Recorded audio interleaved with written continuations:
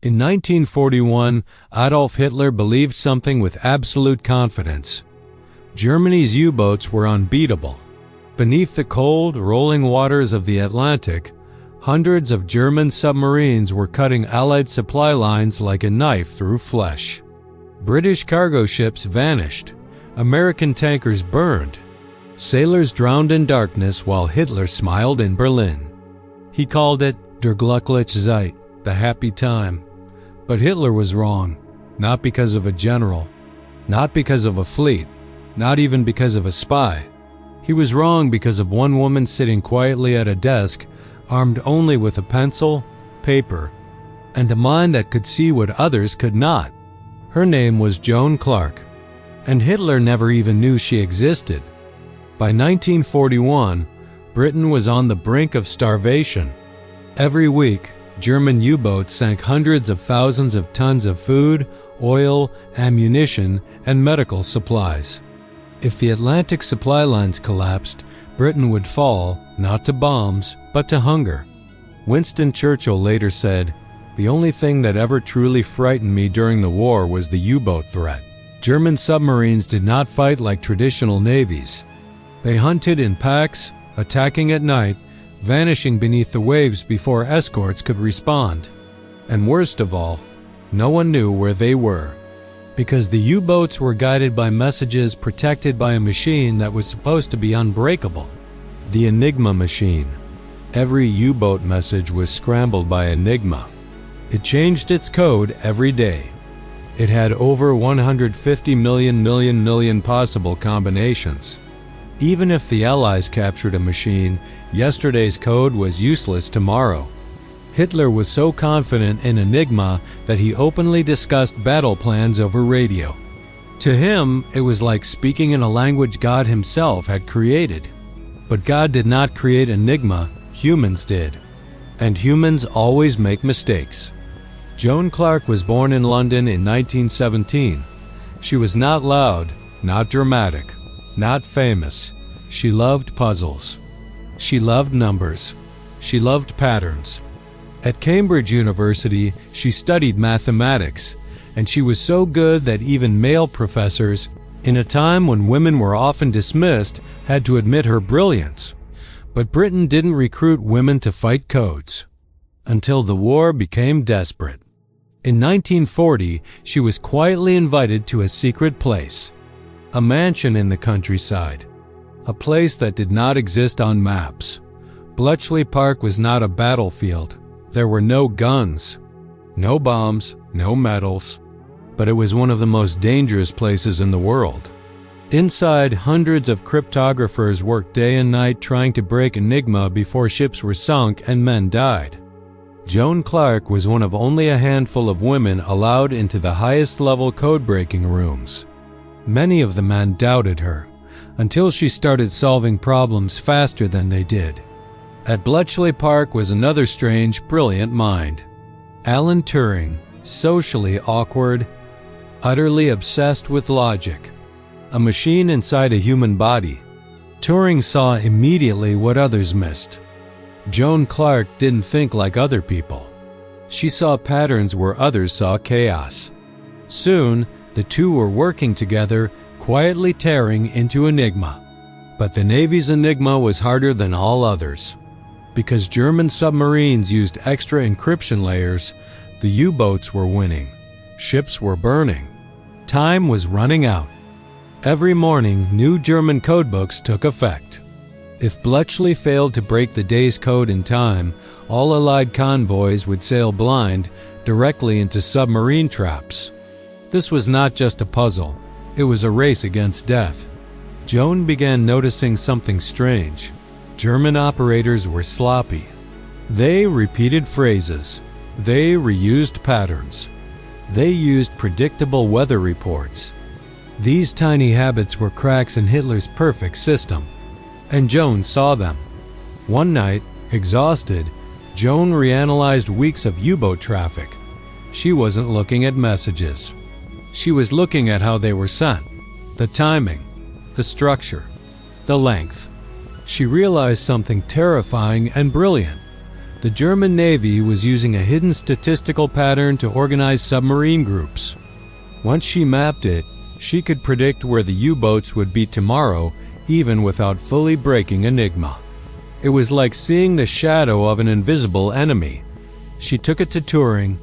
Within days, Allied escorts were rerouted. Convoys avoided ambush zones. U-boats arrived to find nothing. German captains were confused. Hitler was furious. From Berlin, Hitler demanded answers. Why were submarines missing their targets? Why were Allied ships suddenly avoiding wolf packs? The truth was impossible. A woman with a pencil was beating his navy.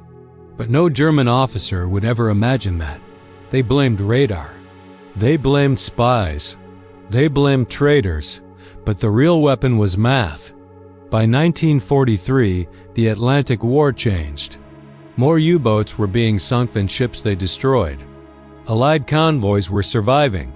Supplies flooded into Britain. Normandy became possible, and the Nazis never knew why. Joan Clark never appeared in newspapers, never received medals, never even spoke of her work for decades. But she had done something generals could not. She made Hitler blind. When Germany finally collapsed, Allied leaders calculated something unbelievable. Breaking Enigma, the work Joan Clark helped lead, shortened the war by at least 2 years. That meant millions of lives saved, cities not destroyed, a world not completely burned, all because one woman refused to accept that something was impossible. Hitler had armies. Hitler had tanks. Hitler had submarines. But Joan Clark had something more dangerous, a mind that could see truth hiding inside chaos. And that is why the woman Hitler never knew was his worst enemy. Spring 1943. German U-boat captains were no longer hunters. They were being hunted. In the freezing Atlantic, submarines that once ruled the sea were suddenly being found and destroyed with terrifying accuracy. Depth charges exploded above them. Sonar locked on to their hulls. Allied ships turned directly toward their hidden positions. U-boat crews whispered something frightening. They know where we are. But how? Back in Berlin, Nazi admirals could not explain it. They ran tests. They replaced officers. They changed patrol zones. Nothing worked. Because the enemy was not watching the ocean. They were reading its numbers. Inside Bletchley Park, Joan Clark was now working almost without sleep. Every new German message brought her closer to collapse or victory. She didn't hear explosions. She heard typewriters. She didn't see fire.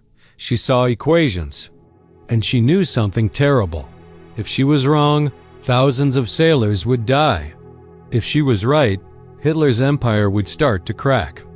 Joan noticed something deeply strange. German submarine commanders, trained to be unpredictable, were actually becoming more predictable as pressure increased. Fear made them repeat habits. They sent longer reports.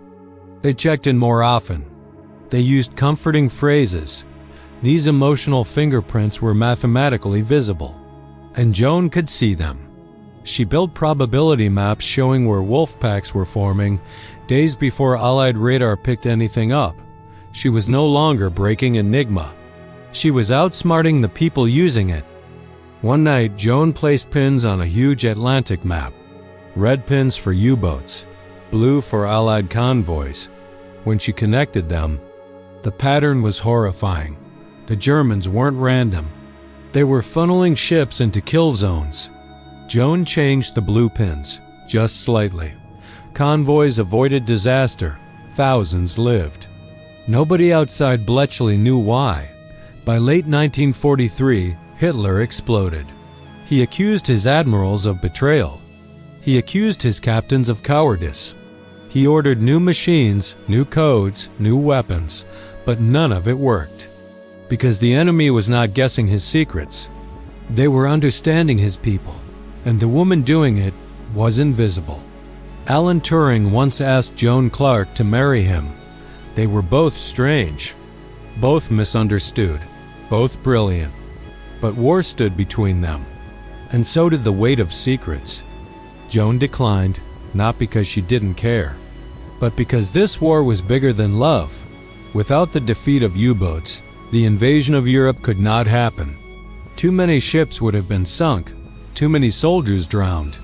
But because Joan and her team had broken Hitler's ocean shield on June 6, 1944, thousands of ships crossed safely.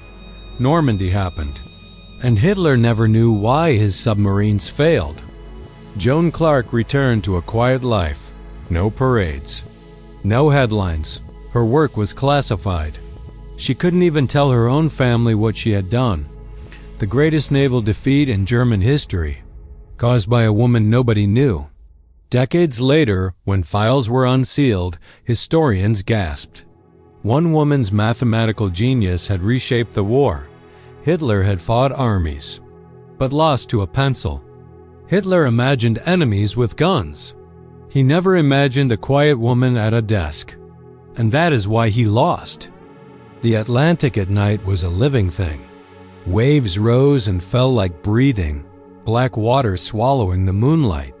Somewhere beneath that restless surface, German submarines moved silently, their steel hulls slicing through the cold like sharks. Inside them, young men waited in darkness, trusting completely in the codes that guided them. They believed the numbers on their radio messages were stronger than any enemy weapon. They had no idea a woman sitting hundreds of miles away was quietly turning those numbers into their graves. At Bletchley Park, the hours blurred into one long, aching stretch of concentration. Joan Clark's fingers were stained with ink, her eyes red from lack of sleep. Sheets of paper covered her desk, each filled with columns of figures, symbols, and small handwritten notes. To anyone else, it looked like nonsense. To her, it was a map of a hidden war. She had begun to feel the German Navy the way a musician feels a melody. Their habits were becoming familiar. Certain submarine commanders liked to send longer messages. Others were brief. Some reported their positions every few hours, others only when necessary. Each of these tiny human choices left a trail, and Joan followed those trails deeper and deeper into the heart of Hitler's most feared weapon. The pressure was relentless. Every morning, the naval enigma changed its settings. Every night, ships were sunk. If her calculations were late by even a few hours, hundreds of sailors could die. There was no applause, no shouting, no hero's music. Only the quiet ticking of clocks and the scratching of pencils as people tried to outrun death with their minds. Sometimes, in the early hours of the morning, when the corridors were empty and the only sound was the hum of machines, Joan felt a strange weight in her chest. She was not watching the ship sink, but she could imagine them. She saw men trapped in burning water, screaming, hoping. And she knew that somewhere, far away, a German officer was sending a message that would decide their fate. She would close her eyes for just a moment, breathe, then go back to work. One particular set of messages began to trouble her.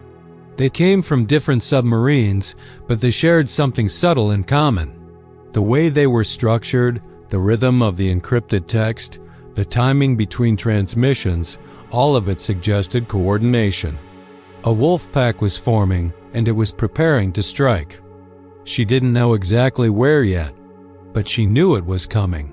Joan spread out her notes, comparing days of traffic. She ran probabilities in her head, checking and rechecking.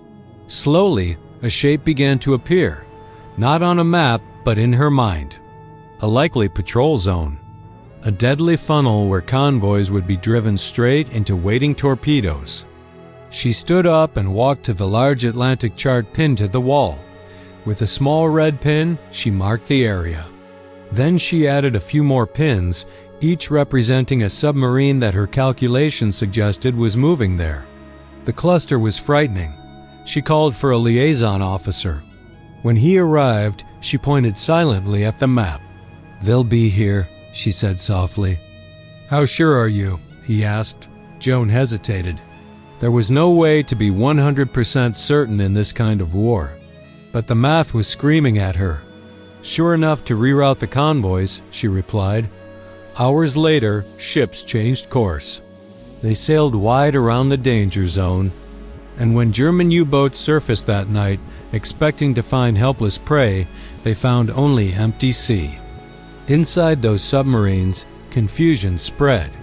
Radios crackled with frustrated messages. Where were the ships?